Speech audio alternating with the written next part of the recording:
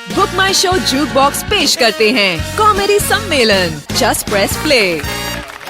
मुंबई की बारिश, टेंशन की सिफारिश, दिल्ली की सर्दी, दूध में हल्दी, भोपाल के बड़बोले, कच्चे रह गए छोले, हसीना के नखरे, दिल कब मेरा बोलेगा ओले ओले। सभी प्रॉब्लम का है एक ही सॉल्यूशन, कॉमेडी सम्मेलन।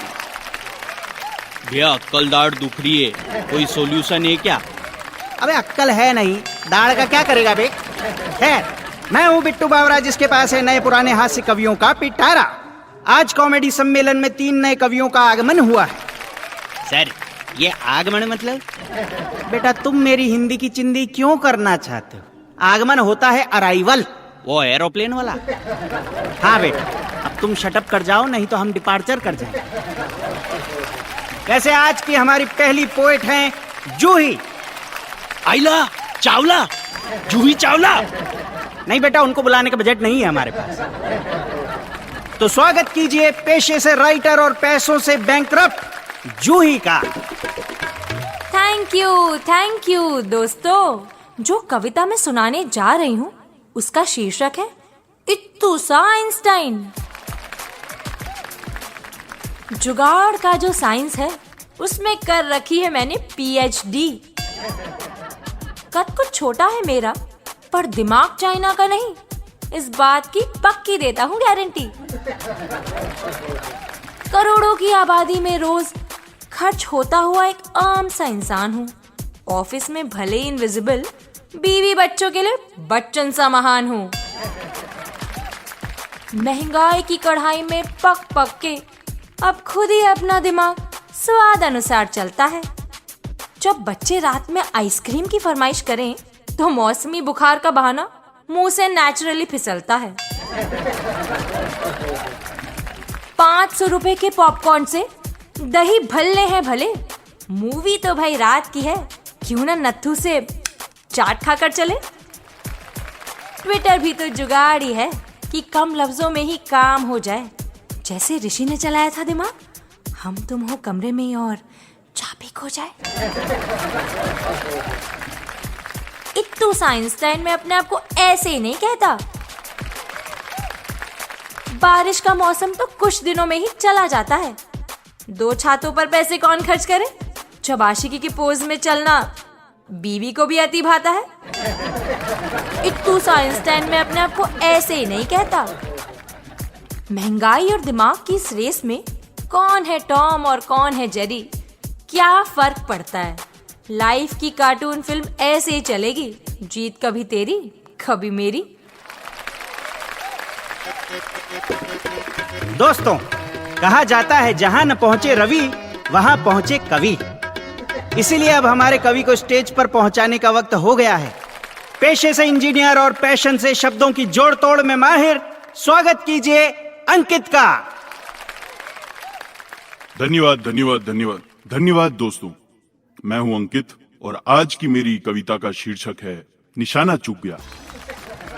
एक बार की बात है, एक था उद्दंड बालक, निपट गंवार नालायक, परेशान थे उससे उसके पालक।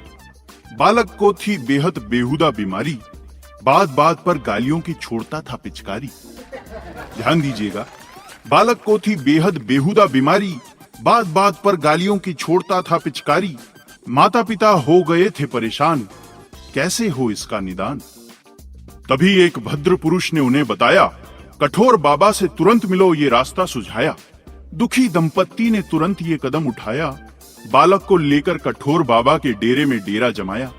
बाबा के सामने की ये याचना, बाबा बरसाओ अपनी कृपा, पवित्र हो जाए इसकी मैली आत्मा। बाबा ने अपनी दाढ़ी पे हाथ फिराया, बालक को निकट बुलाया और कहा, वत्स लेट्स प्ले कंचे, चलो इसी वक्त कृपा बरसने लगेगी, बस कंचे खेल, तेरी वाणी संवरने लगेगी। बालक था प्रतिभावान लेकिन थोड़ा शैतान, हो गया झट से तैयार। बाबा की माँ बहन करने का मौका रोजाना कहाँ मिलता है। बालक ने कंचा उठाया, एक आंख से निशाना जमाया, पर जैसे ही कंचा मारा खेल बिगड़ गया सारा। कंचे से कंचा नहीं टकराया और बालक जोर से चिल्लाया, बाबा जी की आंख, निशाना चूक गया। बाबा जी सकपकाए, थोड़ा सा गुर्राए, मूर्ख बाबा का करता है अपमान, फिर से निशाना लगा, कच्ची घोड़ी समझ देता हूं क्षमादान। बालक था कलाकार, आदत से लाचार, फिर से कंचा मारा और फिर से दिया चिंगाड़, बाबा जी की नाक, निशाना चूक गया। बाबा जी को काटो तो खून नहीं, इतनी इंसल्ट तो उनकी कभी हुई नहीं। चिल्ला के बोले, बहुत हुआ जंबूरे तेरे पाप, अब एक और बार भी ऐसा किया तो दे दूंगा मैं श्राप, दे दूंगा मैं श्राप। बादल गड़गड़ाएंगे, बिजली कड़कड़ाएगी, आसमान की फट जाएगी और उसी में से निकल के बिजली तेरे सर पे गिर जाएगी। अब क्या बताएं चाचा, ये शातिर बच्चा था खिलाड़ी पूरा पक्का।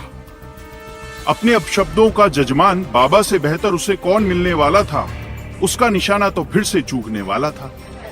तो जमाई उसने आंख और फिर फेंका काचा रोक के सांस, हुआ वही जो होनी को था मंजूर, निशाना चूका और बालक चिल्लाया, आदत से मजबूर, बाबा जी की टांग, निशाना चूक गया। बाबा जी के हार्ट में हो गया घाव, उन्होंने आव देखा ना ताव, हाथ में लिया पानी और श्राप दे दिया अपनी जुबानी।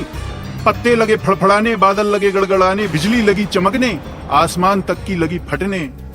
बालक भी गया कांप, याद आ गए उसे माई और बाप। पर अब क्या हो सकता था, बिजली के बाण को अब कोई नहीं रोक सकता था।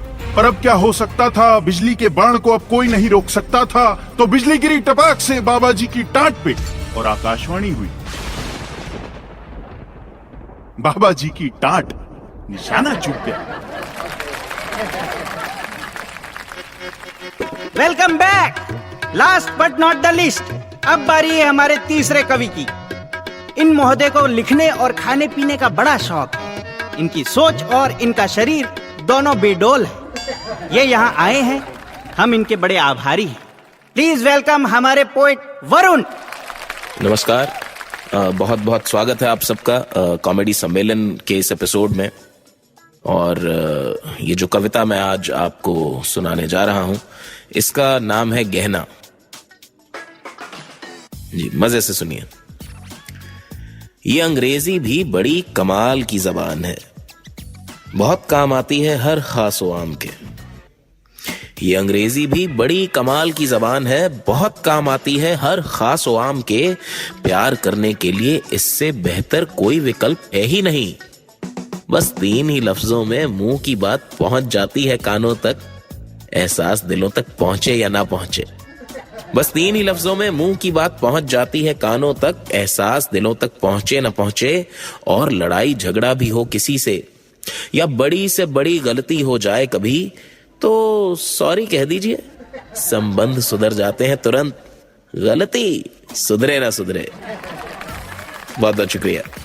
कि लड़ाई झगड़ा भी हो जाए किसी से, या बड़ी से बड़ी गलती हो जाए कभी, तो सॉरी कह दीजिए, संबंध सुधर जाते हैं तुरंत। गलती सुधरे ना सुधरे। बड़ी कातिल जबान है वैसे, बड़ी कातिल जबान है वैसे।